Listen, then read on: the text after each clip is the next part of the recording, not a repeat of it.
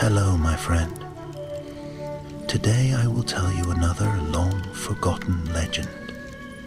Close your eyes and let the magic transport you to Middle-earth. Our journey begins.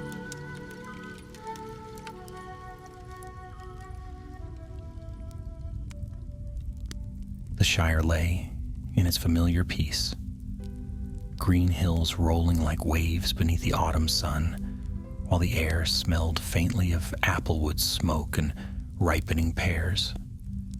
Inhabitant folk carried on with their ordinary ways, tending gardens, baking pies, and gossiping cheerfully at the market. Yet in one quiet smile upon the hill, something unusual stirred among the dust and shadows of an old study. Fosco Boffin, a hobbit of respectable stock but little renown, leaned across his uncle's bookshelf, straining to reach a faded, leather-bound volume that had not been touched in years. Fosco was not the most adventurous hobbit in the Shire. Far from it, in fact. He preferred warm buttered scones and long evenings by the hearth, but he possessed an uncommon curiosity for tales, riddles, and hidden things. And so, when rain had driven him indoors that week, he had set himself the task of searching out every old book the family owned. At last his finger closed on the spine. The book came free with a puff of dust that made him sneeze. Fosco grinned, brushing the cover. Old Legends of Arnor, it read in faded gold letters. He carried it to the desk, opened it, and gasped. Inside, tucked between brittle pages, lay a folded sheet of parchment, black-stained as though ink had spilled over it long ago. Yet the marks were not blots or smudges. No, they were letters, sharp and precise, written in a hand he did not know. Stranger still, though the parchment was creased and yellow with age, the ink shone dark and fresh, as though it had been written only yesterday. Fosco bent closer. The words were few. The shadow waits where words are bound. He frowned. The sentence meant nothing to him, yet it pricked the back of his neck like cold water. He traced a finger lightly along the line, then snatched it back. The ink was warm, faintly warm, as if it lived. That night, he tucked the parchment away in the desk drawer. But when the smile grew still and the lamps burned low, he woke to a sound. At first he thought it only the wind in the chimney, then he heard it more clearly. A whisper, low and thin, like the rustle of dried reeds. He sat upright in bed, ears straining. The voice seemed to creep from the study. Fosco lit a candle and tiptoed to the desk. Slowly, he opened the drawer. There lay the parchment, and even as he looked, the black letters shimmered faintly. The whisper came again, no louder than a sigh, yet words were clear. The shadow waits. Fosco slammed the drawer shut. He stood trembling, clutching the candle. Hobbits were not fond of voices that spoke from ink, nor of shadows that seemed to breathe. He resolved then and there to take the parchment to someone wiser than himself. The next morning, Fosco set off to visit his cousin Myrtle, who lived in Bywater. Myrtle was a bright hobbit lass, clever with lore and fond of puzzling things. If anyone could make sense of the strange parchment, it would be she. He found her kneeling in her garden, pulling up carrots with dirt-stained hands. "Fosco Boffin," she cried. "You've a face as pale as a ghost. Whatever's the matter?" He showed her the parchment.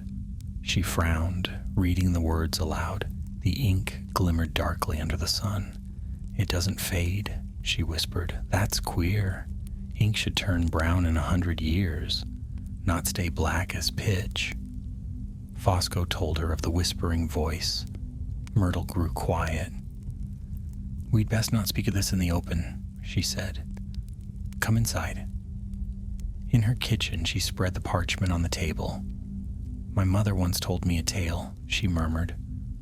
"Long ago, a wandering scribe came through these lands, carrying inks said to be touched by sorcery. Folk said his pens could write words no storm could wash away, words that even time itself could not erase. But the scribe vanished. Some said he strayed east and never returned. Others whispered that his inks turned upon him." Fosco shivered. "And you think this parchment was his?" Myrtle nodded. "It could be." "Which means it might be dangerous." Just then, a firm knock sounded at the door. Myrtle started glancing at Fosco. She opened it to reveal a stocky dwarf with a gray beard and a hood of deep green. "Name's Rorik," the dwarf said, bowing slightly. "I was told there might be boffins hereabouts. I carry tidings that concern your folk." Fosco and Myrtle exchanged wary looks. "What sort of tidings?" Fosco asked. Rorik's keen eyes swept to the table where the parchment lay, his brows furrowed. "Ah," he muttered. "So it is true. The black ink has found its way back into the world." And with that, Fosco knew his quiet Hobbit life had ended, for in Rorik's voice he heard the weight of danger and the promise of a journey far beyond the bounds of the Shire. Rorik, son of Grumlin, did not look like a messenger of tidings. He looked more like a dwarf who had walked too far and drunk too little ale. His boots were caked with dust, his green hood frayed at the edges, and his beard had caught a few stray twigs that he hadn't bothered to brush out. Yet there was a steadiness in his dark eyes, and the moment they settled on the black-stained parchment, Fosco felt certain the dwarf knew far more about it than he wished he did. "You ought not to keep such things lying open on the table," Rorik said, stepping inside without waiting for invitation. "Shut the door, lass, and draw the curtains. Best not to let wandering eyes catch sight of that writing." Myrtle obeyed, though she did so with narrowed eyes. Hobbits did not take kindly to uninvited guests giving orders, least of all in their kitchens. But the dwarf's tone carried no malice, only urgency, and Myrtle trusted her sense for these things. Rorik laid his broad hands on the edge of the table and leaned close, studying the parchment. "Aye," he muttered, "just as I feared. A remnant of the old inks. This is bad business, bad indeed." Fosco swallowed. "You know what it is, then? Tell us." Rorik straightened, stroking his beard. "The tale is long, but you should hear it. Long ago, in the dark days, before the fall of Angmar, there were scribes in the service of the Witch King. Not warriors, not sorcerers, as you might imagine, but men who worked with quills and parchment.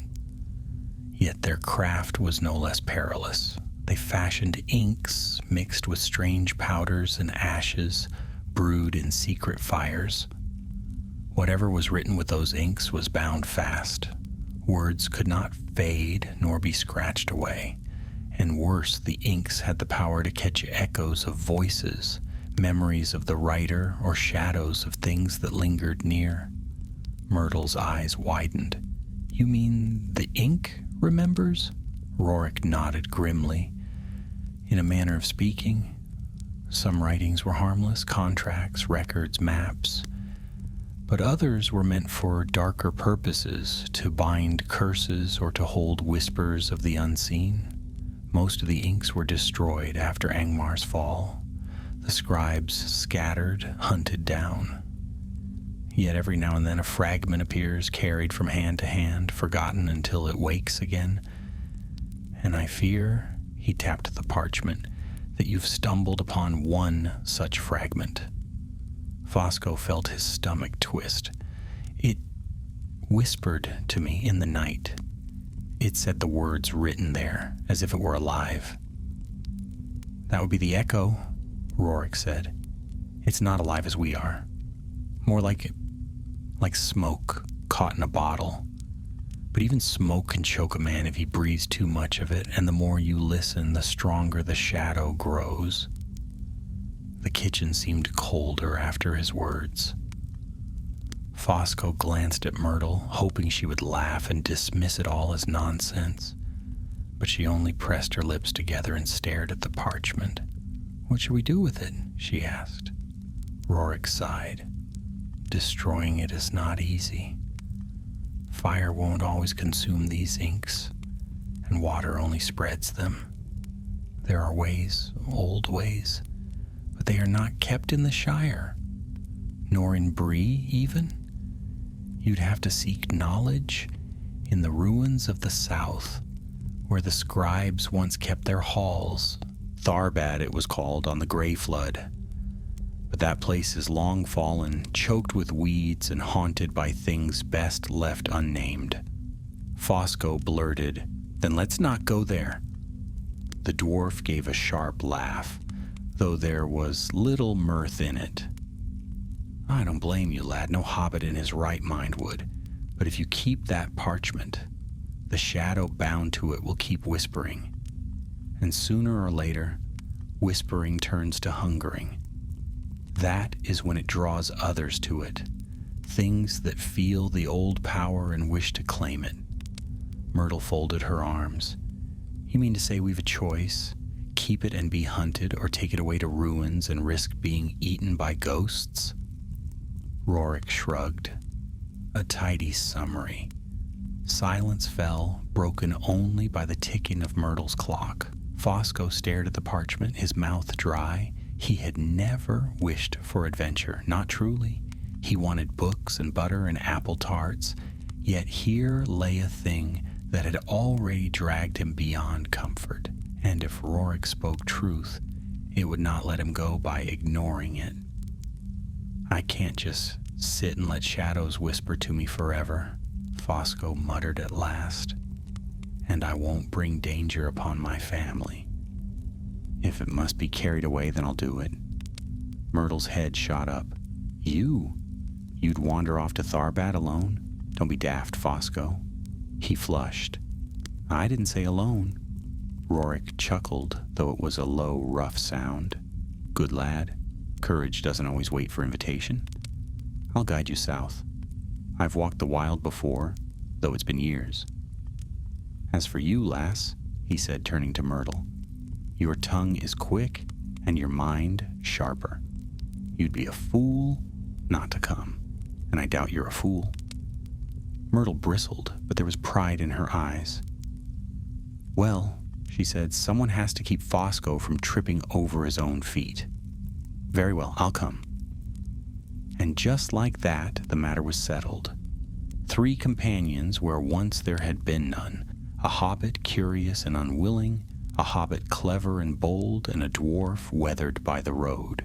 They agreed to meet again at first light, to prepare food and cloaks, and to set out toward Bree, where more might be learned. That night, Fosco lay awake, listening to the whisper once more. It slid from the drawer like smoke curling beneath the door. "The shadow waits," it murmured, "where words are bound."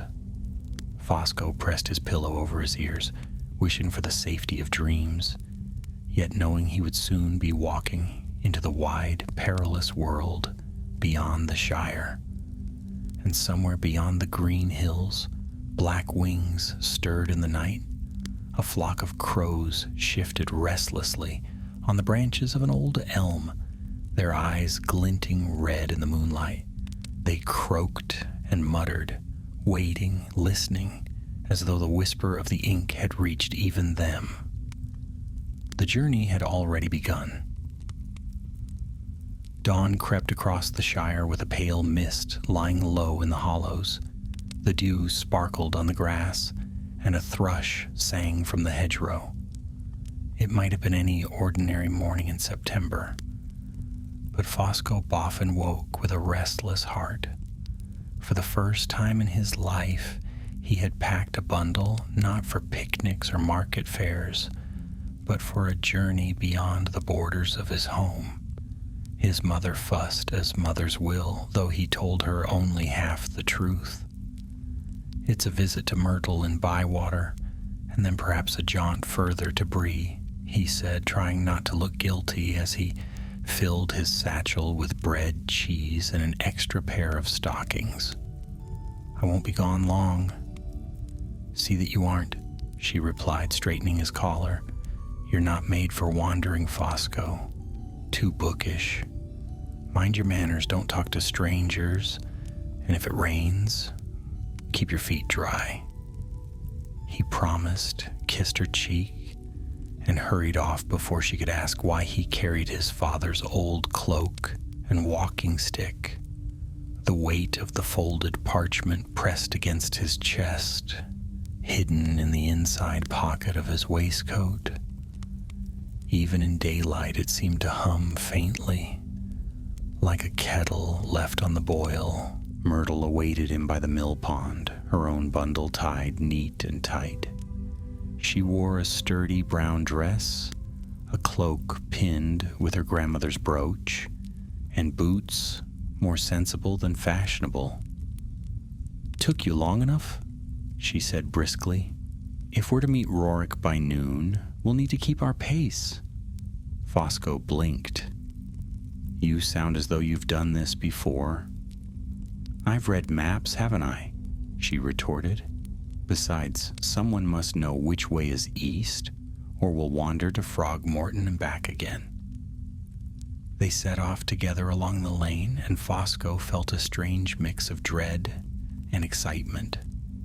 The fields spread golden with harvest, and smoke rose from distant farmsteads. Every hedge and hill seemed suddenly precious, as if he were seeing them for the last time in a long while. By midday they reached the Greenway crossing where Rorik waited. The dwarf looked somewhat less bedraggled in the light of day, though his beard still bristled like a thicket. He carried a stout axe on his back and a pack filled to bursting. "There you are," he said. "Good. We've ground to cover, and shadows grow faster than feet." The hobbits fell into step beside him, though Fosco's shorter legs soon had him puffing. They passed through fields and lanes, then into wilder country, where the paths were less trodden. By evening, the lights of Hobbiton lay far behind, and the land stretched broad and empty. They camped that night beneath an oak, kindling a small fire. Myrtle brewed tea, while Rorik smoked a pipe that smelled faintly of pine resin. Fosco tried to pretend it was all a grand holiday, but every time the wind shifted, he thought he heard the parchment whispering inside his pack. "Tell me," Myrtle said as they sat around the flames, "why you came all this way, Rorik? Surely there are rangers or elves better suited to such business. Why a dwarf in the Shire?" Rorik exhaled a plume of smoke, watching it curl. "Because I've seen what comes of leaving shadows untended. Once long ago, I traveled south with my kin, trading along the Greenway. We passed near Tharbad, and there we found ruins crawling with crows and worse. My brother picked up a scrap of writing from the stones, black as coal. Within days he was hearing voices. Within weeks he vanished. We never found him." The fire crackled. Fosco stared into the flames, throat tight. "So when word reached me through friends in Bree that whispers of black ink had stirred again, I knew I must come. Better a weary dwarf than none at all." Myrtle's eyes softened, though she tried to hide it. "I see. Well then, we'll not waste your effort."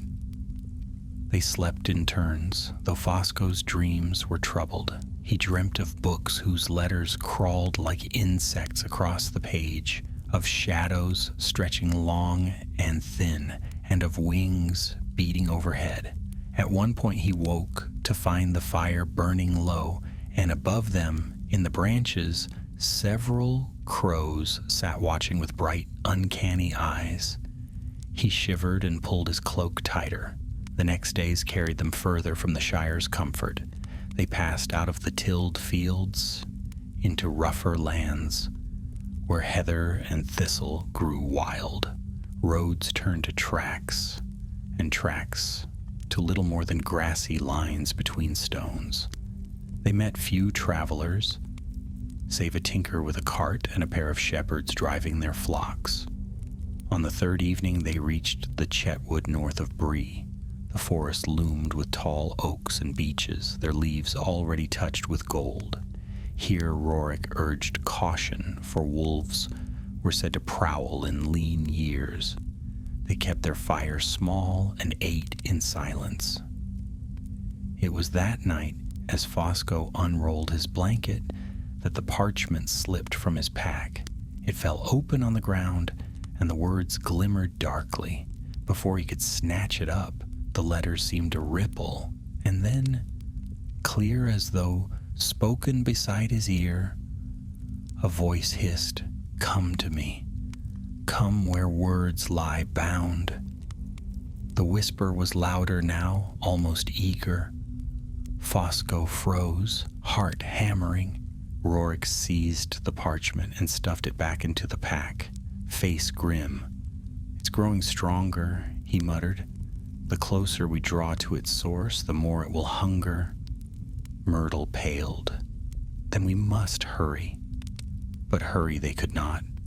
Rain swept in the next day, drenching them to the bone. The roads became rivers of mud, and the wind moaned through the branches.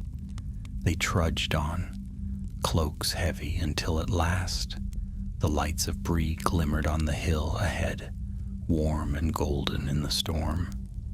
At the western gate a watchman eyed them suspiciously. "Hobbits and a dwarf? Out late, aren't you?" "Shelter and ale," Rorik said shortly. "Is the prancing pony still standing?" The man chuckled. "Aye, and likely will till the world ends. Go on then, and mind yourselves." Inside Bree, the streets bustled despite the rain. Hobbits of Staddle hurried with baskets. Tall men in cloaks strode past with their heads down, and lanterns swung from doorposts. The air smelled of wet earth and pipeweed. To Fosco it felt at once strange and thrilling, a world larger and rougher than any he had known. At last they pushed open the door of the prancing pony. Warmth and noise hit them like a wave, fire crackling, mugs clinking, laughter ringing. The innkeeper, a broad fellow with rosy cheeks, greeted them heartily. "Welcome, welcome. Rooms, is it? Supper too? You've the look of weary travelers." "Aye," Rorik said, "rooms and a meal." Soon they were seated with bread, cheese, and mugs of foaming ale. Fosco savored each bite, though his eyes kept straying to the corners of the room where cloaked figures muttered together. He felt certain someone was watching them, though he could not say who. As the night deepened, a tall man in a weathered cloak approached their table. His face was shadowed by the hood, but his voice was quiet and steady. "You carry something not meant for the eyes of common folk," he said. "Best you keep it hidden. There are ears in Bree that would sell even whispers to the wrong hands." Rorik stiffened. "And who are you to say so?" The man pushed back his hood. His hair was dark, his eyes keen and gray. "A friend," he said simply. "A ranger of the north. You may call me Halbarad." Fosco swallowed hard.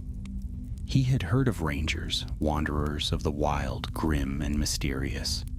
If one of them had taken notice of the parchment, then their journey was more dangerous than he had feared. Halbarad leaned closer, lowering his voice. "What you bear is a remnant of Angmar's craft. Few such inks remain, and fewer still unspent. Do not tarry here long. Crows already gather on the eaves. If you mean to take it south, move swiftly and trust little.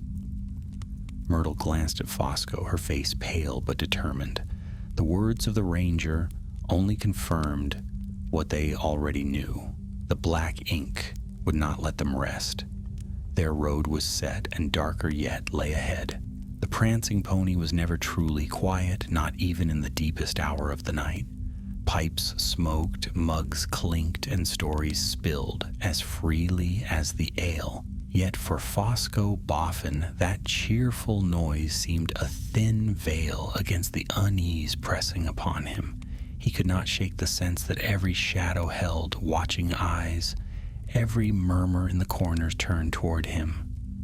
Rorik, less troubled by such thoughts, sat comfortably with his boots stretched to the fire and his tankard in hand. Myrtle, however, shared Fosco's unease. She sipped her drink in silence, eyes flicking often to the window where rain streaked down the panes. From time to time she glanced at the satchel on the bench beside Fosco as though half expecting it to speak again. Halbarad the ranger had gone as suddenly as he had appeared, vanishing into the press of cloaked men and farmers. He had left them with only his warning: swift travel, little trust, and no delays. Still, Rorik insisted on staying the night. No sense stumbling into the dark, he argued. Even shadows must sleep. We'll be gone with first light. That night, Fosco dreamed again. He stood in a vast hall of stone, its walls lined with shelves of books and scrolls. A river of ink flowed across the floor, black and shining, whispering as it moved. He tried to step back, but the ink surged forward, curling around his ankles like snakes. And out of the river rose a figure cloaked in shadow, faceless but crowned with words that burned in the air. The shadow waits, it hissed, where words are bound. Fosco woke with a start. The common room was dark save for the dying fire. Myrtle stirred beside him, muttering in her sleep. He pressed a hand to his satchel, feeling the parchment's heat against his chest. The whisper from the dream seemed to linger, as though the words had followed him back into waking. At dawn, they left Bree by the south gate. The streets were wet and empty, save for a few dogs nosing the gutters. Fosco felt relief as the inn disappeared behind them, yet the relief did not last. By mid-morning, the crows appeared. At first, only one or two circling high above. Then more, 5, 10, 20, black shapes wheeling against the sky. Their cries were harsh, unlike ordinary birds. They did not scatter when stones were thrown, nor did they seem hungry. They only circled, watching. Scouts, Rorik muttered, not natural. They'll follow us till nightfall if they please. Myrtle pulled her cloak tighter. Scouts for what? For whatever listens through that parchment. The dwarf cast a grim look at Fosco. Best keep it hidden, lad. Don't let him see it. The hobbits trudged on, hearts heavy. The land south of Bree was rough and lonely, dotted with ruins of old stone houses long abandoned. Trees grew twisted, leaning as though bent by ancient winds. No other travelers crossed their path, and Fosco began to feel as though they walked through a forgotten world left behind by time. That evening they camped in the lee of a hill. Rorik built a fire and set his axe close at hand. The hobbits huddled together, too weary to eat much. Above, the crows perched in the branches, silent now, their red-tinged eyes glowing faintly in the firelight. Go on, then, Myrtle whispered fiercely. Stare all you like. She threw a stick toward the trees. The crows did not move. Fosco lay awake long after the others slept. The whisper came again, soft as a breath. Come to me. He shut his eyes tight, but the words pressed into his mind, repeating until he thought he would scream. Suddenly, a rush of wings burst from the trees. Fosco sat bolt upright as the crows swooped down, a black storm blotting the stars. Rorik roared awake, swinging his axe. Myrtle cried out, clutching her cloak. The birds struck like arrows, clawing and pecking, their cries shrill as knives. "Keep down," Rorik bellowed, cleaving one from the air. Feathers scattered. Fosco swung his walking stick wildly, striking another that clawed at his pack. Myrtle hurled a burning branch, sending two shrieking into the dark. Still they came, dozens more swirling and diving. The fire guttered under their wings. Fosco felt talons rake his arm, sharp and burning. He cried out, clutching the wound. "Get to the hilltop," Rorik shouted. "They hate open ground." They scrambled up the slope, stumbling on roots and stones. Fosco slipped, nearly losing the satchel. He clutched it tight, heart pounding. At last they reached the crest where the wind howled fierce. The crows wheeled once, twice, then broke away, scattering into the night. With a chorus of harsh cries, the three collapsed, panting. Fosco's arm throbbed, blood seeping through his sleeve. Myrtle tore a strip of cloth and bound it quickly. "Spies, not hunters," Rorik growled, wiping blood from his axe. "But mark me, they'll tell what they've seen. Something knows where we are now." Fosco shivered. The parchment burned against his chest, as though pleased by the chaos it had caused. The next days were worse. Always the crows returned, sometimes near, sometimes distant, but never gone. Their eyes followed from fence posts. Their cries echoed in the air. Fosco began to dread the sound, waking in the night certain they perched above him. At last, weary and battered, they reached the mists of the South Downs. There the land grew wild, filled with barrows and half-sunken stones. Fosco had heard tales of the Barrow Downs from old Hobbit stories, tales meant to frighten children into staying home. Now those hills loomed close, gray and silent under the lowering sky. "We'll skirt east," Rorik said. "The downs are cursed ground. Too close, and we might not come back out." But east meant the greenway lost, the road broken into marsh and fen. They trudged, knee-deep in mud, dragging their packs. The crows did not follow here, but worse sounds stirred in the reeds, croaking, slithering, splashes too heavy for frogs. On the fourth evening after Bree, they found shelter in the ruins of a stone tower. Moss grew thick on its walls, and owls nested in the cracks, but it was dry at least. They kindled a fire in the hearth and ate stale bread in silence. It was then Fosco heard it again, louder now than ever, not only a whisper, but words spilling like water. "Come to me, little one. Come to where words are bound. The hall awaits." He clutched his ears, trembling. Myrtle seized his shoulders. "Fosco, what is it?" "It's calling me," he gasped. "It won't stop. The voice. It wants me to come." Rorik's face was grim. "Then we are close. Too close to turn back now. Whatever waits at Tharbad stirs already." The fire sputtered in the hearth, shadows stretching long across the stones. Fosco stared into the flames, fear clawing at his heart. For the first time he wished he had left the parchment where he found it. Yet the thought came too late. The black ink had chosen him, and there would be no peace until the journey's end.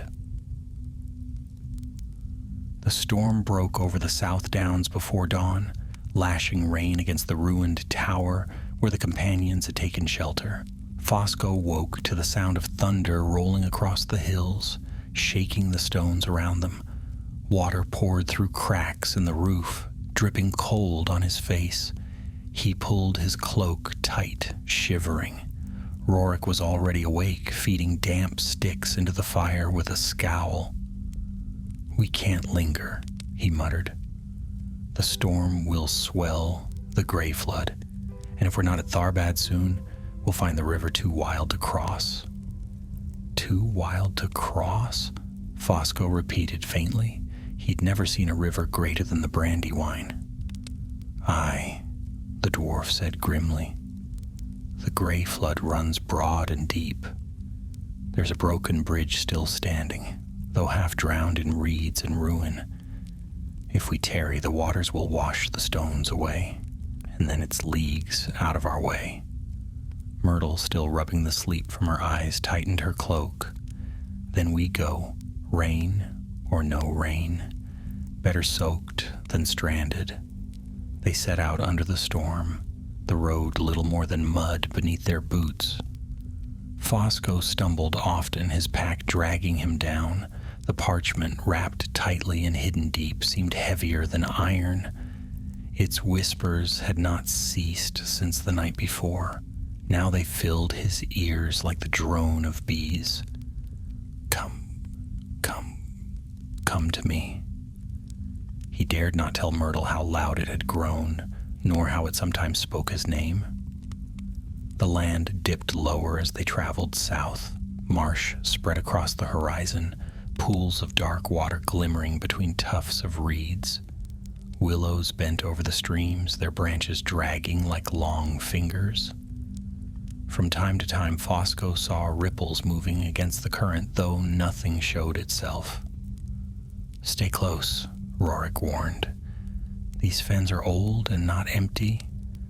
There are things here that never see the sun." The words did nothing to ease Fosco's heart. He clutched his walking stick tighter, eyes darting at every splash and croak. By noon, the rain eased, leaving the sky a dull gray. In the distance, dark shapes rose against the horizon. Towers, walls, arches, broken and leaning, half swallowed by weeds and water. Even through the mist, Fosco could see their size. They dwarfed the hobbit holes of Hobbiton, greater than even the grand halls of Michel Delving. "Tharbad," Rorik said quietly. His voice carried no triumph, only caution. "Once a proud city of men, now only bones.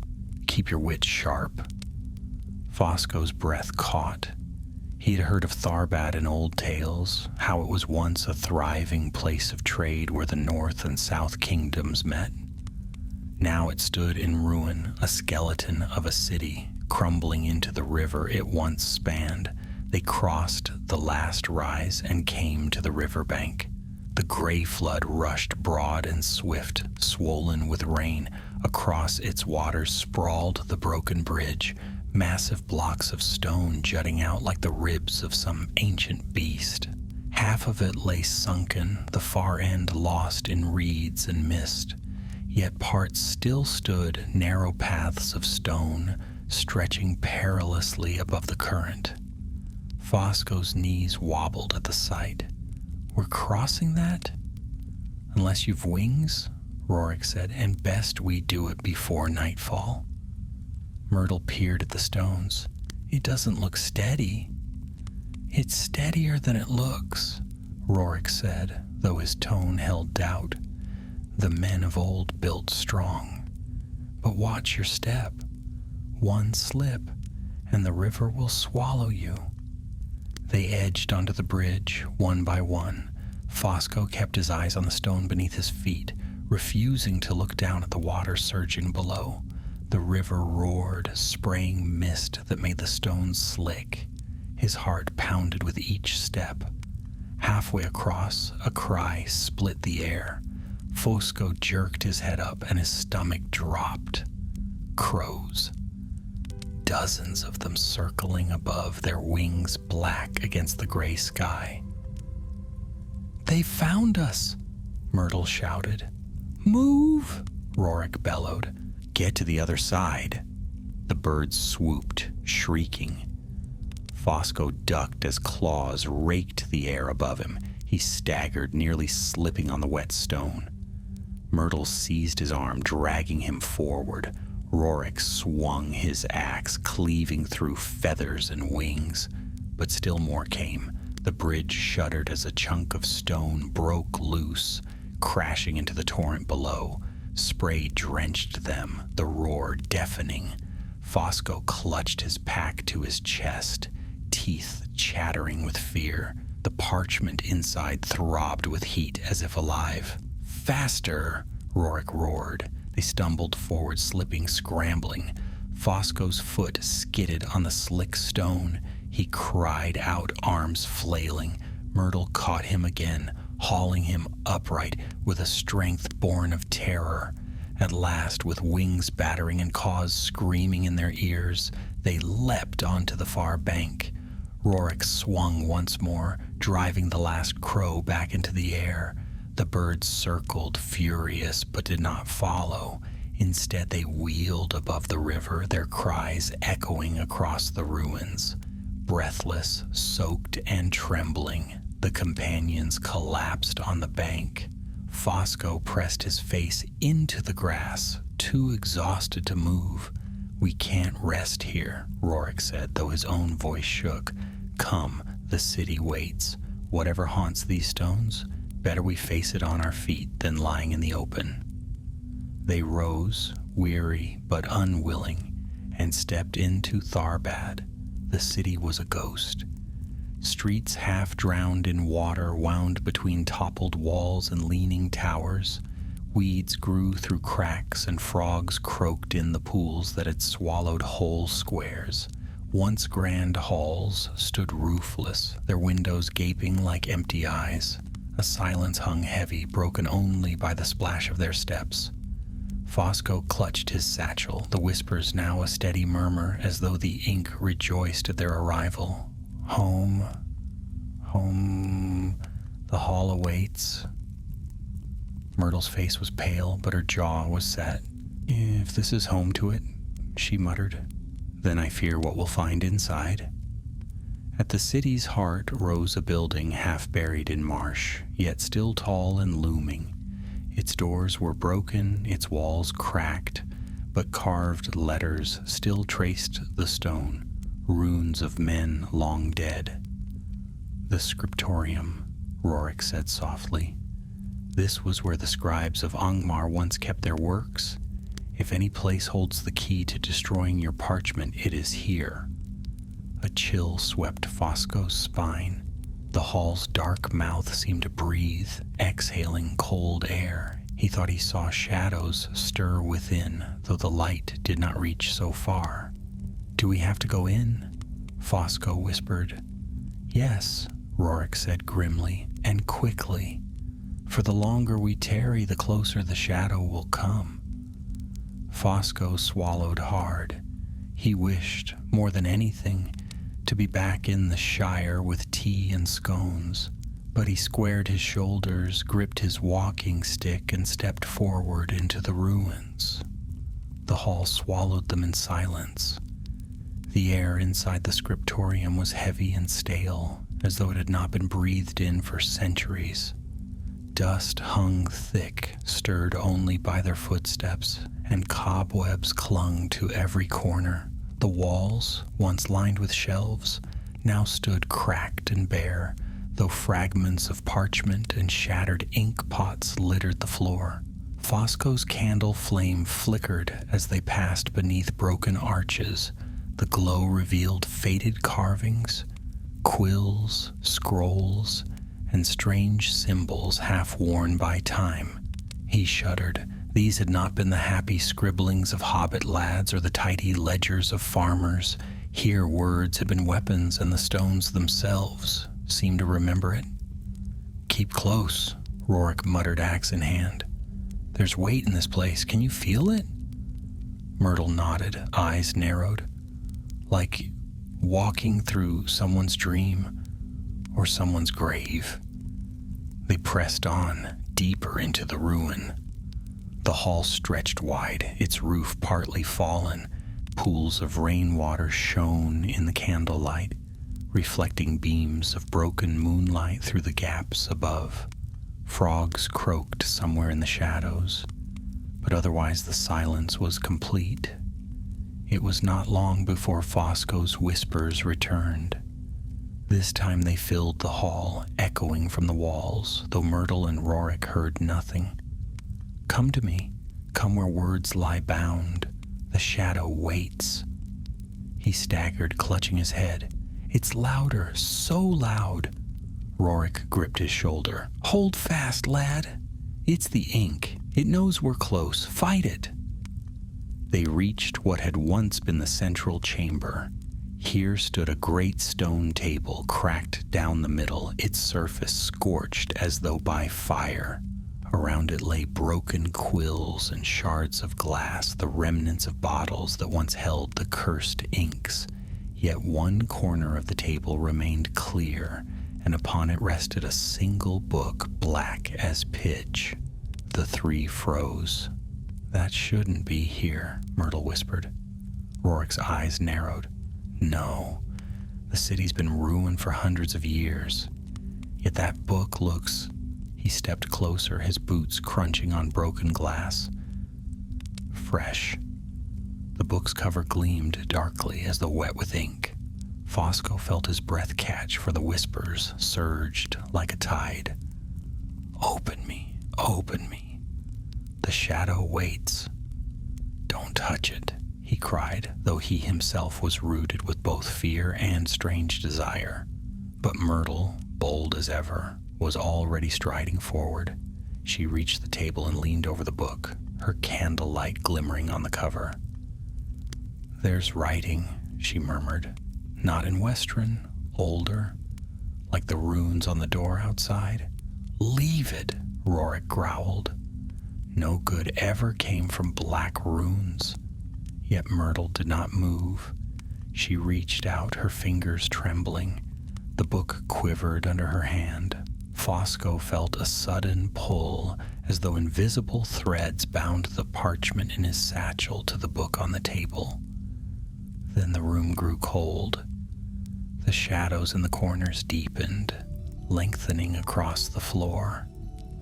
The frogs fell silent, the air thickened, and the candle flames bent as if in a wind, though none stirred. And from the darkness between the pillars, a shape began to form. It was not solid nor flesh, but a figure woven of smoke and ink, rising tall and thin. Its face was nothing but a hollow mask, yet its voice was a chorus of whispers. "At last," it hissed, "the words returned to me." Myrtle gasped and stumbled back. Fosco's heart hammered so loud he thought it would burst. The parchment in his satchel grew hot, nearly burning through his clothes. He yanked it out, holding it at arm's length. The shadow's gaze, if it had eyes, fixed upon the page. "Yes, mine, bound to me." Rorik shoved Fosco behind him, axe raised. "Stand fast.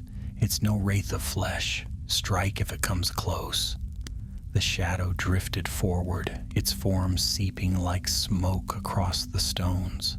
As it moved, words bled across the walls, lines of black letters that wrote themselves on the crumbling stone, glowing faintly. The hall itself seemed to breathe with them.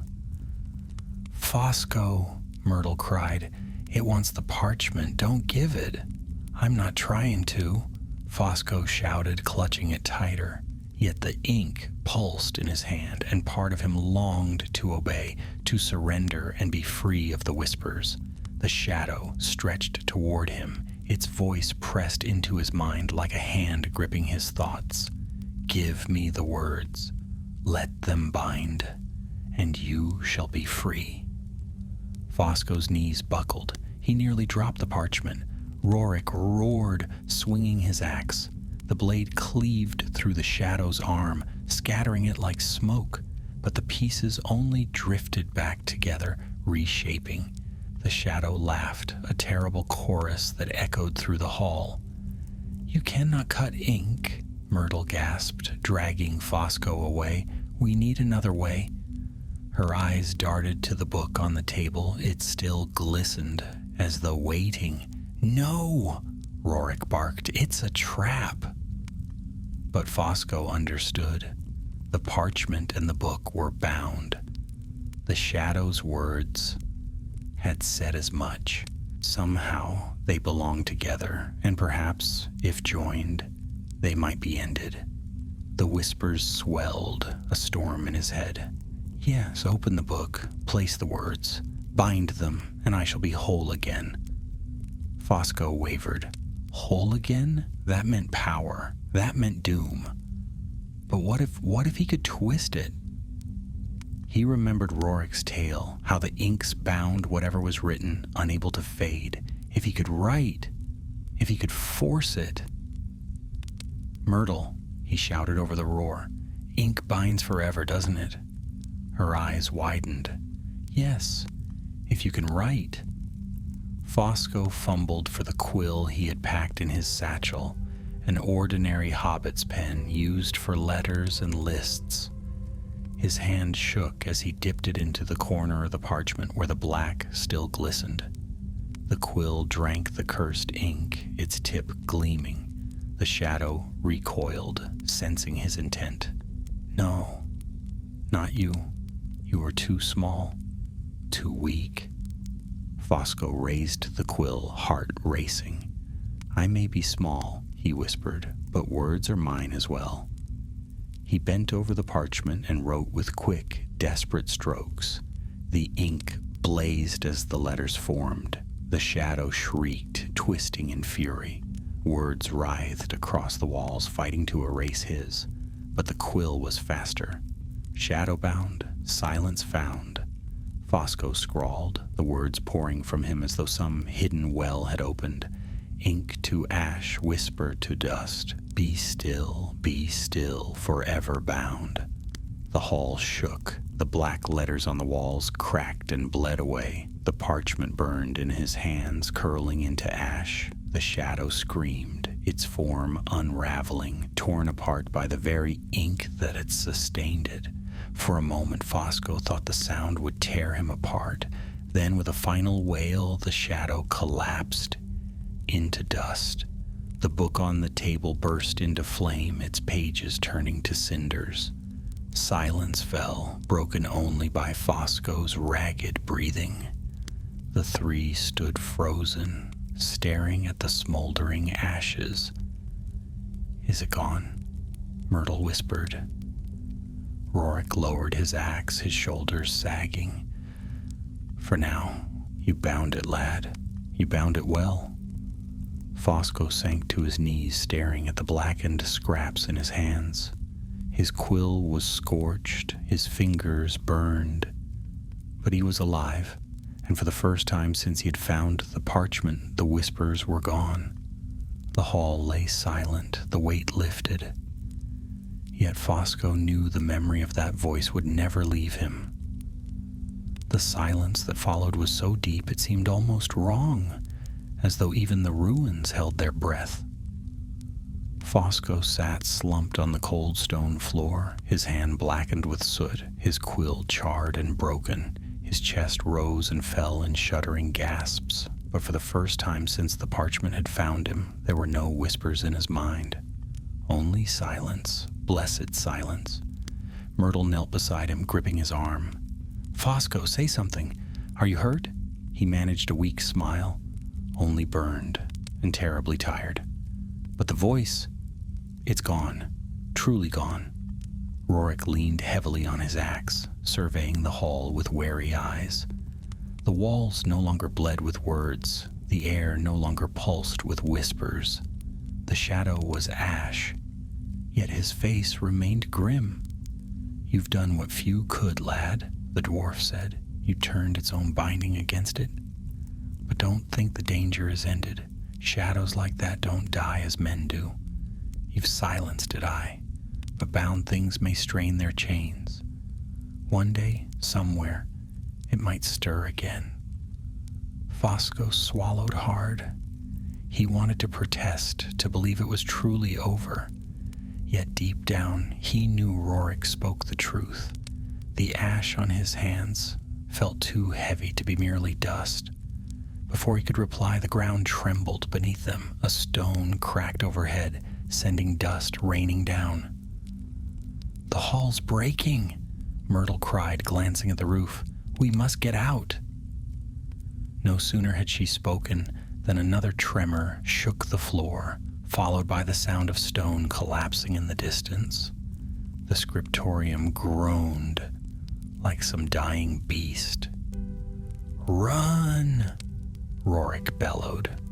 They fled down the broken corridor, stumbling over fallen blocks.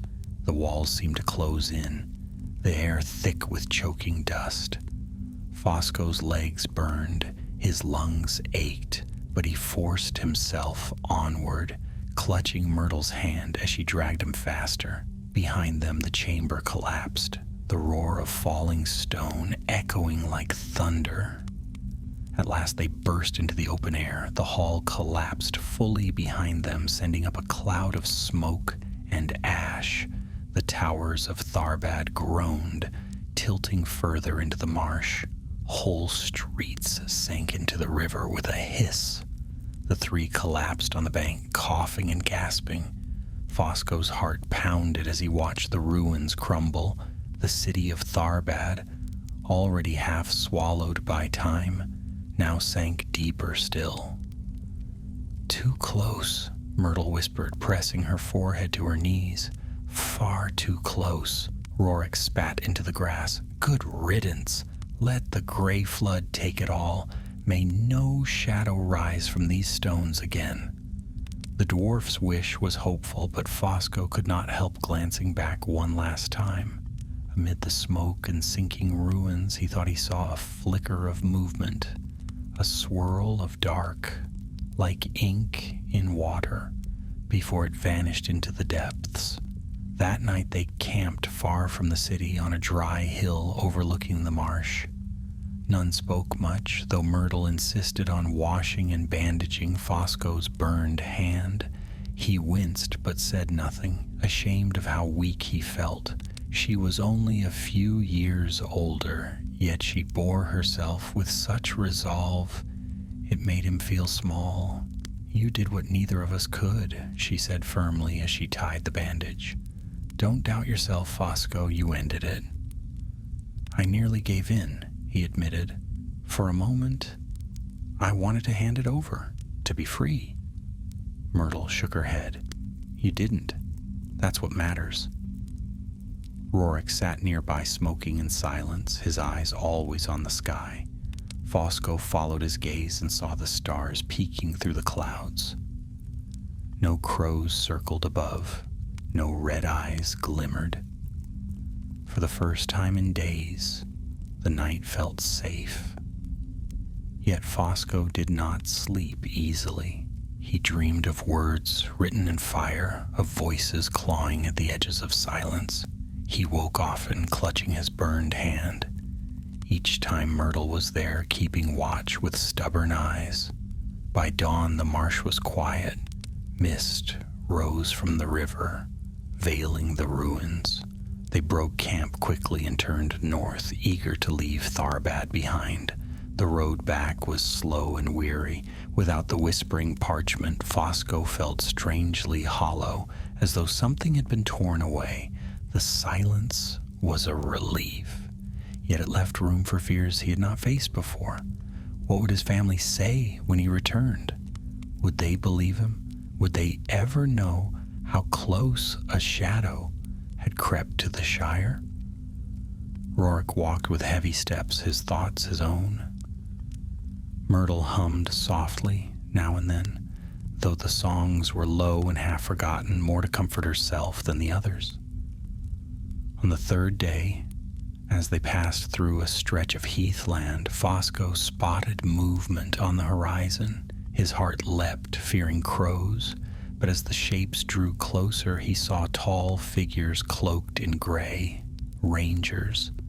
Halbarad was among them, his stern face softened as he approached. "You went further than I dared hope," he said, eyeing the hobbits with something like respect. "And you returned." Rorik inclined his head. The ink is silenced, bound by the lad. Halbarad studied Fosco, his gray eyes unreadable. A hobbit binding shadow? Strange days indeed. Fosco flushed, unsure whether it was praise or doubt. Halbarad looked toward the south, where smoke still lingered above the marsh. Tharbed sinks at last. Perhaps it is better so. Yet remember this: shadows do not end. They wait, and when they stir again, folk will need to stand as you have. Myrtle straightened proudly. Then they'll stand. Hobbits may be small, but we're not blind. Halbarad smiled faintly. No, you are not. The rangers offered them food and safe escort north. With their company, the road felt less lonely. Fosco listened as they spoke in low voices of tidings from far-off lands, whispers of unrest in the east, of dark things stirring again. He understood little, but one truth struck him. The world was larger and darker than he had ever imagined, and the Shire was but a quiet corner of it. At last, after weary days, the three companions parted ways. Rorik bowed low, promising to return to his people in the Blue Mountains. "You've my respect, lad," he said to Fosco, "and should the shadows stir again, you've my axe." Halbarad and the rangers vanished into the wild, leaving only their footprints. And so Fosco and Myrtle came at last to the borders of the Shire. The fields were green, the hedges neat, and smoke curled cheerfully from chimneys. It looked the same as ever, yet Fosco knew it was not. He was not. When he stepped back into his smile, his mother embraced him, fussing about his torn cloak and thin frame. Fosco smiled and said little. Some things could not be told, at least not to those who had never heard whispers from ink or faced shadows in ruins. That night he sat at his desk, a fresh quill in hand. He dipped it in ordinary brown ink and wrote a line in his journal. Even the smallest hand may bind the darkest word. He set the quill aside and gazed at the hearth. The fire crackled warmly, and for the first time in many days, he felt at peace. Yet in his desk drawer lay the charred stub of the quill he had used in Tharbad. He kept it not as a weapon nor a trophy, but as a reminder. Words carried power, and ink was never truly harmless. The Shire slept peacefully, unaware of the shadow that had nearly brushed its borders. Fosco hoped it would never know. But sometimes, when the wind rose at night, he thought he heard a faint sigh far away, like the whisper of pages turning in the dark. Life in the Shire soon slipped back into its gentle rhythm, as if nothing had ever happened. Fosco returned to his books and the little garden patch outside, his smile, Myrtle to her tidy cottage by the bywater mill. They baked bread, shared gossip at the market, and nodded politely to neighbors who never guessed that the two hobbits had walked through ruins and shadow only weeks before. Yet for all its quiet, the Shire no longer felt the same to Fosco. He noticed things he had never thought about before, the way the stars wheeled at night, how the wind carried whispers across the fields, the silence in the woods when no birds sang. He no longer thought of the Shire as the whole of the world. Beyond its hedges he knew waited ruins, shadows, and secrets best left forgotten. More than once he dreamed of the scriptorium. In his sleep he walked among fallen shelves where words writhed faintly on the walls. Sometimes he saw the shadow's faceless mask. Sometimes he heard the rushing of the gray flood, as if the river itself whispered with the voices of drowned stones. Each time he woke trembling, clutching the charred quill stub he kept by his bed. Myrtle, too, seemed changed. She grew restless, often walking the lanes alone at dusk. Fosco caught her staring southward as though listening for echoes from beyond Bree. When he asked her, she only shrugged. "It doesn't leave you, does it?" she murmured. One crisp autumn morning, as Fosco sat trimming his hedges, a knock came at his door. He opened it to find a familiar figure. Halbarad, the ranger, taller than the doorframe itself. His gray cloak was spattered with mud, his eyes sharp and weary. "Master Boffin," Halbarad said quietly. "May I come in?" Fosco nodded hastily, setting aside his shears. The ranger ducked through the round doorway, filling the little parlor with his presence. "I thought you'd gone back to the wild," Fosco said nervously, fetching a teapot. "Or wherever rangers go." Halbarad accepted a cup, though he did not drink. "I've come with tidings." Word spreads, even of things that ought to stay buried. There are whispers in Bree of a hobbit carrying black ink that burned and spoke. I do not doubt some is exaggeration, but not all. Shadows have ears, and they are pricked toward the Shire. Fosco's stomach turned cold. "You mean it isn't over?" Halbarad shook his head. "The fragment you bore is silenced, yes. But there were more in ages past. If one stirred, others may yet, and foes of the West would gladly seize such things, even broken. The Shire is watched from afar, though your folk do not see it. You must be cautious." Fosco swallowed hard, staring into his tea. The thought of more cursed ink lurking in hidden places made him feel faint. "What am I supposed to do? I'm no ranger. I'm barely a decent gardener." "You are one who stood when the shadow called," Halbarad said simply. "That is more than many could claim." The ranger left before midday, vanishing down the lane with the silence of a fox. Fosco stood long at the door, staring after him. He felt both proud and afraid. That evening, he sought out Myrtle. She listened without surprise, only sighing as she tied her apron. I knew it couldn't be so simple. Shadows don't vanish just because we wish them gone, but do we sit and wait for them to return? Fosco hesitated. What else can we do? The Shire doesn't want heroes. It wants mushroom pies and peace. Myrtle looked him squarely in the eye. Then we must guard that peace, even if no one else knows. Her words settled in his heart like a stone. From that day forward, Fosco carried himself differently. He did not boast, nor tell tales of Tharbad. Hobbits would have laughed, or worse, gossiped, till the whole Shire rang with nonsense. Instead, he grew watchful. He walked the fields at night, listening. He kept ink and quills on his desk, ready as if they were swords. He spoke often with Myrtle, their talk hushed, their eyes sharp for signs. Weeks passed, the harvest came and went. Winter crept in, frost painting the windows, fires crackling in every hearth. Life in the Shire seemed as peaceful as ever. Yet one December night, as Fosco strolled by the water, he saw movement in the sky. At first he thought it was only rooks returning to their roosts, but as he watched, his skin prickled. These were no ordinary birds. They flew in tight circles, black against the moon, too many for the season. Their cries were harsh, familiar, and wrong. His breath caught.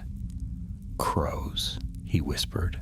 The memory of the bridge, of wings blotting out the stars, came rushing back. The crows circled once, twice, then drifted southward, vanishing into the night. Fosco stood trembling, his heart pounding. The next morning he hurried to Myrtle's. She had already seen them. "Over the fields at dawn," she said grimly. They weren't hunting, they were watching. Rorik returned to the Shire 2 days later. His beard was longer, his boots worn, and his eyes darker than before.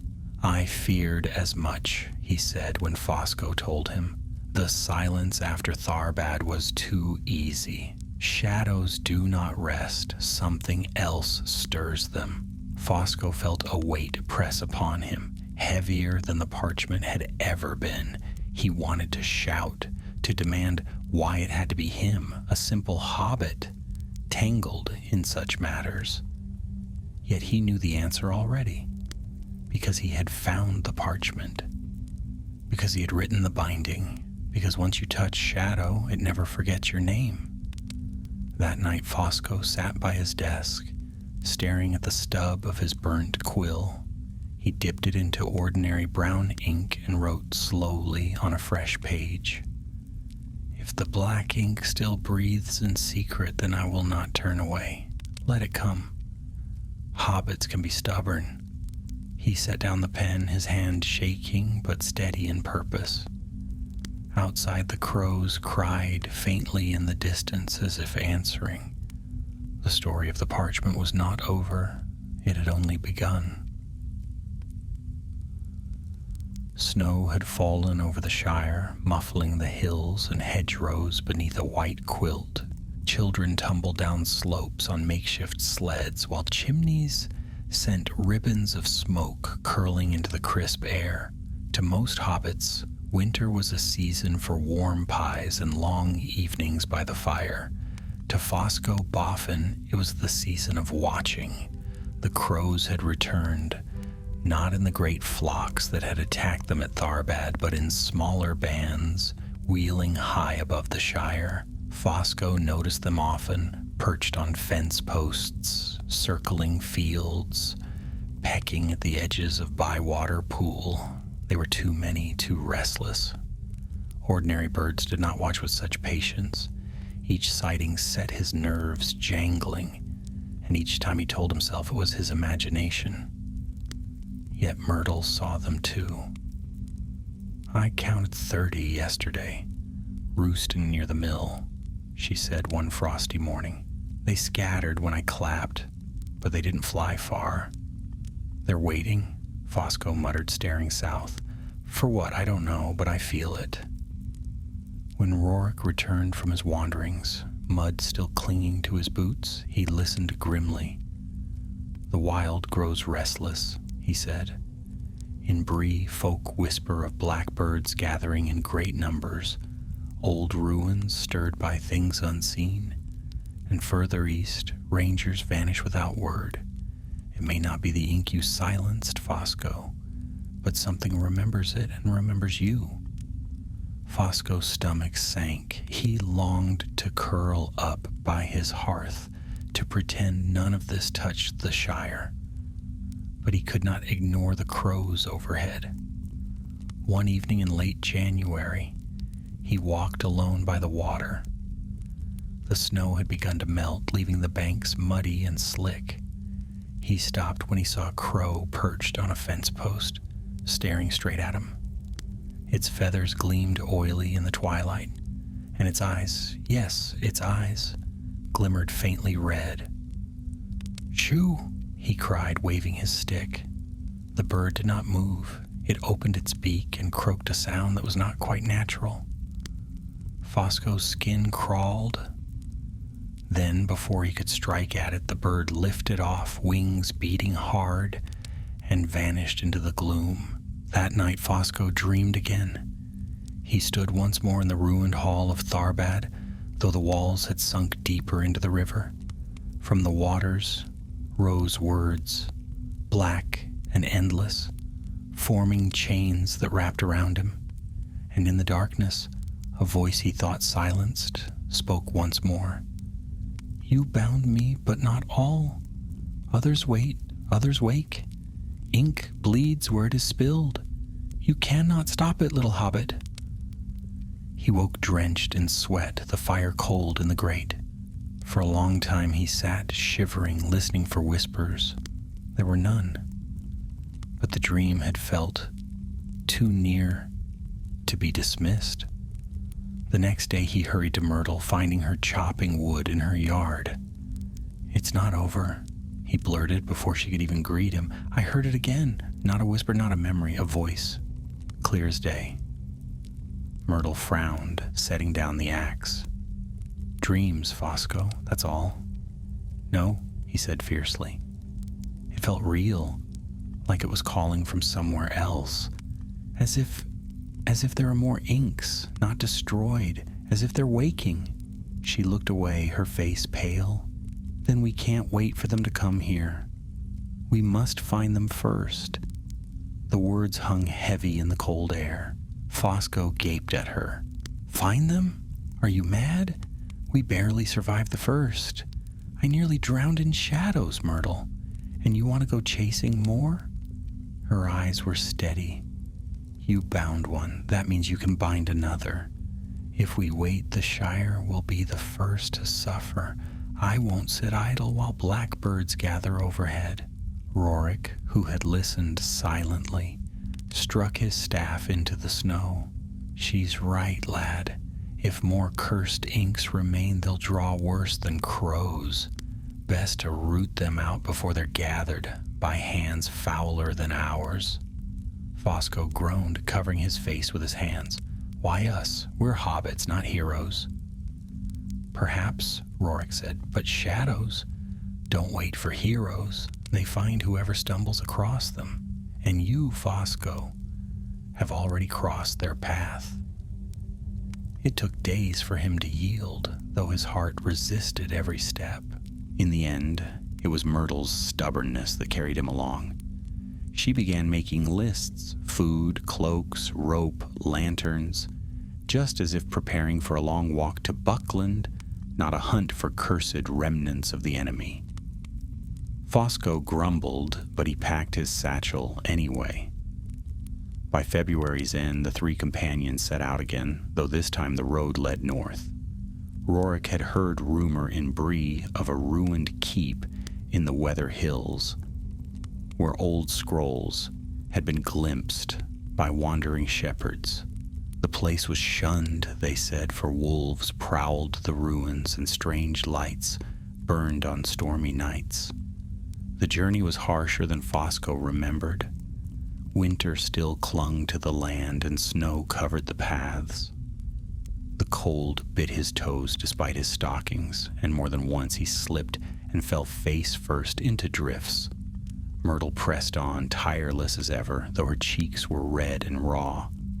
Rorik trudged steadily, muttering to himself, into Dwarvish.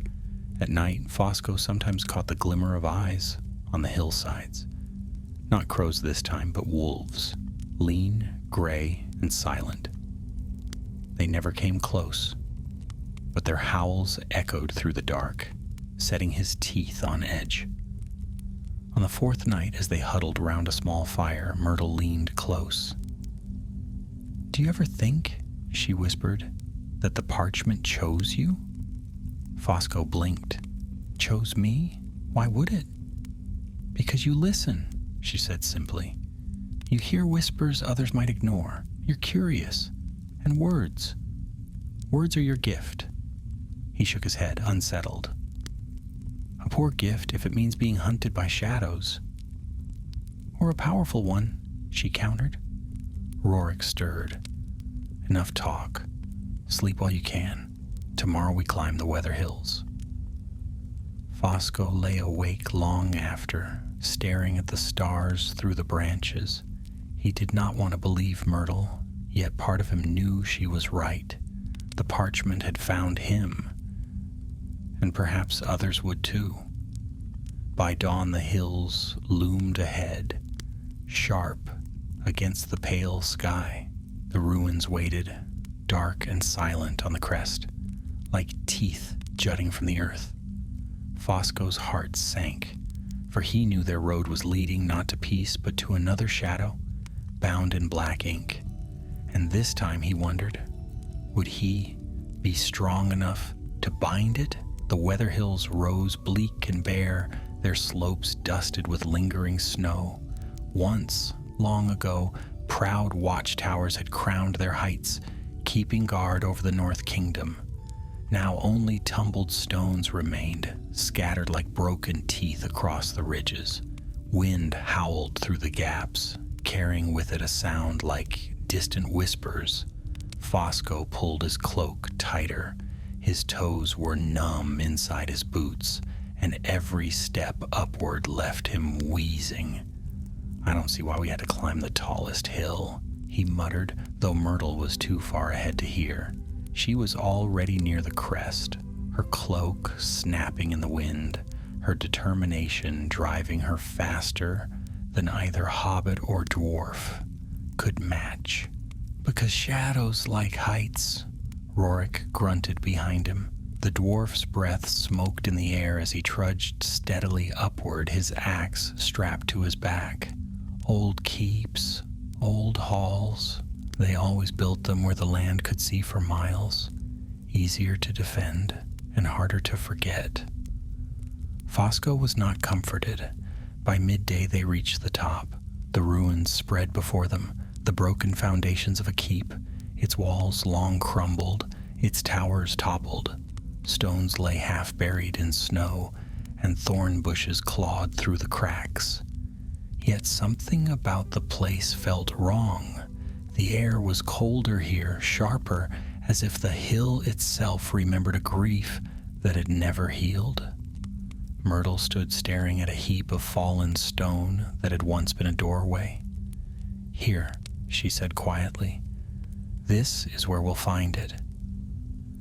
"How can you be sure?" Fosco asked, though in truth he already felt it, the faintest hum, like the whisper of the parchment long ago. It stirred at the edge of his hearing, promising words just beyond reach. "Because I can feel it," Myrtle replied, her voice low. "And you can too." Rorik's eyes narrowed. "Then keep your wits. If the cursed ink lies here, it won't be alone."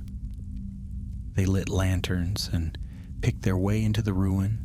The keep's halls were roofless, but passages remained where the stone had not yet fallen. Shadows pooled thick, and the air smelled of damp earth and something older, almost like burnt parchment. They found the first sign in a side chamber, a wall scored with letters carved deep, but not by any chisel. The marks were jagged, as though the stone itself had been forced to speak. Fosco traced one trembling line with his finger. It felt sharp, as if the cut were fresh. "Ink bled here," Rorik muttered, "strong ink to bite stone itself." Further in, they found scraps of parchment clinging to the walls, like cobwebs, so fragile they crumbled at a breath.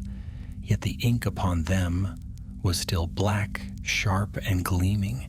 Fosco's heart twisted. The sight of those letters brought back every whisper, every dream. "This way," Myrtle said suddenly, pointing to a stair half buried in rubble. "Down." Rorik frowned. "You're certain?" She nodded. "It's calling, don't you hear it?" Fosco did. A low murmur, not yet words, but near enough. He swallowed, gripping his lantern. "I hear it." The stair spiraled downward into darkness. The air grew colder with each step, until their breaths smoked white. Fosco's lantern shook in his hand, casting long, quivering shadows along the walls. At the bottom lay a chamber half collapsed, its roof broken, roots dangling through the cracks. In the center stood a pedestal of stone, and upon it rested a scroll bound in iron clasps. The scroll's parchment was black, as though dipped in ink, and faint letters writhed along its surface like worms. Fosco's knees went weak. "Oh no, no, no, no." The murmuring surged, filling his ears. "Come, open, read."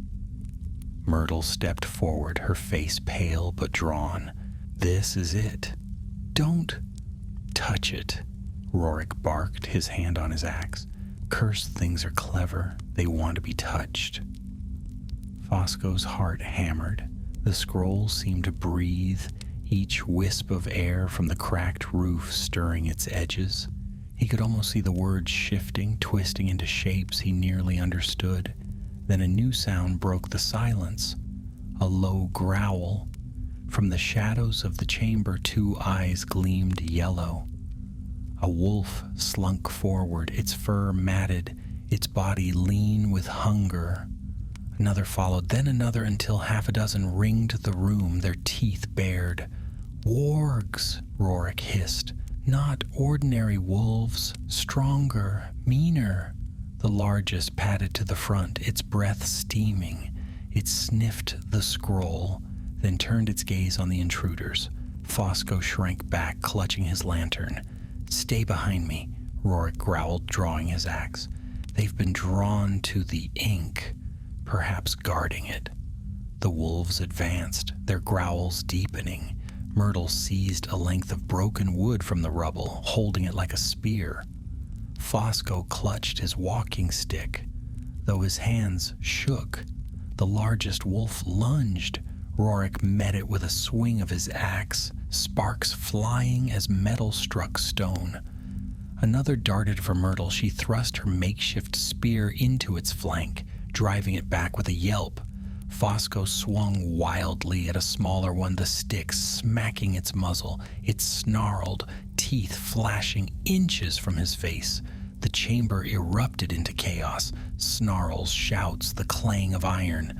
Fosco stumbled, his lantern spilling light across the scroll. For a heartbeat, he thought he saw words leap from the parchment, black tendrils reaching toward him. The wolf he faced shrank back with a whine, as if afraid of the light. "Myrtle," he cried. "The lantern, shine it on the scroll." She caught his meaning at once. Seizing her own lantern, she thrust it forward. The combined light fell full upon the scroll, and the black letters writhed furiously, twisting and shrinking away. The wolves howled, retreating to the edges of the chamber, their eyes wild with fear. "They hate it," Fosco shouted. "The ink, it burns them." "Hold the light steady," Rorik bellowed, driving his axe into another's flank. The beasts snapped and snarled, but none dared cross the glow that now bathed the pedestal. The largest wolf growled one last time, then turned and slunk back into the shadows. One by one the others followed, their howls fading as they fled into the ruined passages. Breathing hard, the 3 companions staggered back, the lanterns trembling in their hands. The chamber was silent once more, save for the faint murmur of the scroll. Fosco stared at it, his throat dry. "We can't leave it here, not for wolves, not for anyone." Myrtle nodded grimly. "Then we take it and we bind it like before." Rorik frowned.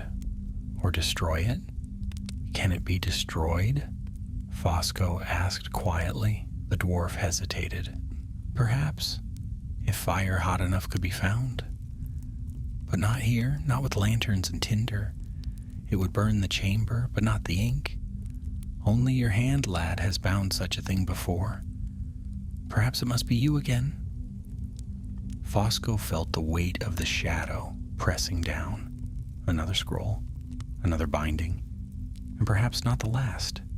He closed his eyes, wishing for his hearth and tea and all the peace of the Shire. But when he opened them, he saw Myrtle's steady gaze and Rorik's grim resolve. He stepped toward the pedestal, lantern in hand. The scroll pulsed, the letters writhing faster. The murmur grew louder, shaping into words. "Open. Read. Bind." Fosco reached out with his burned hand, fingers trembling. Fosco's hand hovered above the scroll, trembling in the lantern light. The black letters writhed like snakes, twisting and knotting across the surface as if aware of him. The whispers pressed into his mind, urgent, desperate. "Open me, free me, bind with me." He wanted to turn and run. His knees shook and sweat beaded his brow despite the cold air of the ruined chamber. This was worse than Tharbad, for now he knew what it meant to listen, how easily shadows could slip into one's thoughts and coil there forever. Myrtle's voice cut through his fear. "Fosco," she said firmly, "don't let it speak for you. You are the one who writes." He looked at her. Her face was pale, her eyes fierce. She believed in him, though he barely believed in himself. Rorik stood guard near the doorway, axe ready. "Decide quickly, lad. Wolves may return, and worse with them." Fosco drew a deep, shuddering breath. He took out his journal from his satchel, its pages plain and empty, and pulled free the stub of his charred quill. It was cracked, fragile, but still it bore the memory of the ink that had once bound the shadow at Tharbad. He dipped the quill against the edge of the scroll. Black ink clung to the tip, gleaming. His fingers burned as though the quill itself scorched him. But he set the journal on the pedestal beside the scroll. "No," he whispered to the voice. "I won't open you. You'll not have my eyes nor my thoughts. If you wish to live, you'll live where I put you." He pressed the quill to the paper and began to write. At once, the scroll shrieked, not with sound, but with words.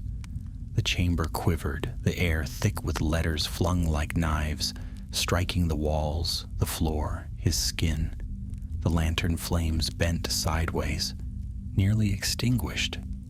Still Fosco wrote, "Shadow of ink, word unchained, by Hobbit hand be bound, constrained, not to whisper, not to roam, be still, be silent, find your home."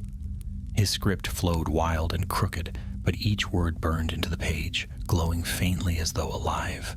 The scroll writhed, its iron clasps snapping open.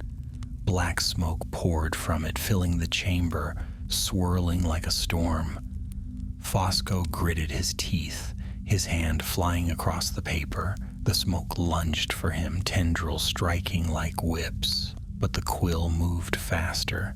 With each word, the smoke bent, twisted, and was drawn into the journal. The last of the scroll dissolved into ash. The pedestal cracked. The chamber shook with a final roar, and then silence fell. Fosco sagged forward, his burned hand smoking, his quill split in two. The journal lay open, its page filled with his desperate scrawl. The words glowed once, then sank into the parchment. Rorik hurried forward, steadying him. "Lad, speak!" Fosco lifted his head slowly. His face was pale, his eyes weary, but there was no shadow in them. "It's bound," he whispered, "not destroyed, but bound." Myrtle let out a breath she'd been holding. She knelt to pick up the ashes of the scroll. They crumbled between her fingers, harmless. "You did it again," she said softly. "No," Fosco murmured. "We did." They left the chamber at once, their lanterns flickering low. The ruins above were silent save for the moaning wind. The wolves did not return. Perhaps they had fled when the shadow was bound. Perhaps they had only been its servants. Fosco did not care. He only wanted air, sky, and the thought of home. When they reached the crest of the hill, the world spread wide around them, the plains of Arnor, white with snow, and beyond them the faint, dark line of the Chetwood. Fosco filled his lungs with the sharp air, though each breath still trembled. Rorik clasped his shoulder. "You've the heart of a warrior, though no sword in hand. Twice now you've done what none other could." "I don't feel like a warrior," Fosco admitted. "Nor do most who are," the dwarf replied. That night they camped at the foot of the hills. Myrtle insisted Fosco rest while she and Rorik kept watch. He lay with the journal beside him, its page still warm. Though no whispers came, he felt the weight of what it held, a fragment of shadow bound by his hand. He wondered how many more remained in the wide world, how many cursed inks lay hidden, waiting for hands to open them. Too many, perhaps. More than one hobbit could ever hope to silence. And yet, as he drifted into sleep, he remembered Myrtle's words, "You are the one who writes." Perhaps that was enough. Spring returned to the Shire in due course.